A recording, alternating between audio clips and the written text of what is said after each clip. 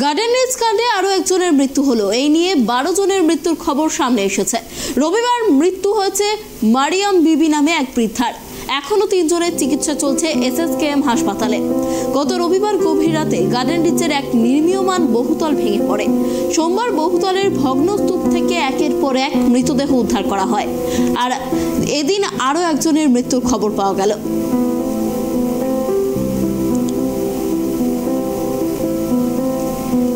এই বিষয়ে আরো বিস্তারিত কথা বলবো। আমাদের সঙ্গে রয়েছে আমাদের প্রতিনিধি অভ্রদীপ। দেখো, যেমনটা জানা যাচ্ছে, এর আগে পর্যন্ত আমরা খবর পেয়েছিলাম গার্ডেন রিচ কাণ্ডে মৃতের সংখ্যা 11, আর এদিন আরো একজন মৃতের সংখ্যা বেড়ে দাঁড়িয়েছে 12। কি বিস্তারিত জানা যাচ্ছে? একদমই দেখো, গার্ডেন রিচ কাণ্ডে আরো একজনের মৃত্যু হলো। এই নিয়ে মোট 12 জনের মৃত্যুর খবর সামনে আসছে। রবিবার মৃত্যু হয়েছে মরিয়াম বিবি নামে এক বৃদ্ধার। এখনো 3 জনের চিকিৎসা চলছে SSKM হাসপাতালে।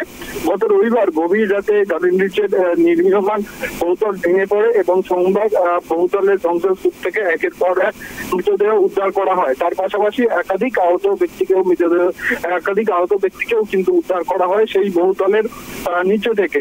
তাদের মধ্যে যারা গুরুতর আহত অবস্থা হয়েছিল তাদেরকে কিন্তু SSKM হাসপাতালে ভর্তি করা হয়। এবং আমরা যেটা জানতে পারছি, সেই গুরুতর আহত ছিলেন এই মরিয়াম বিবি।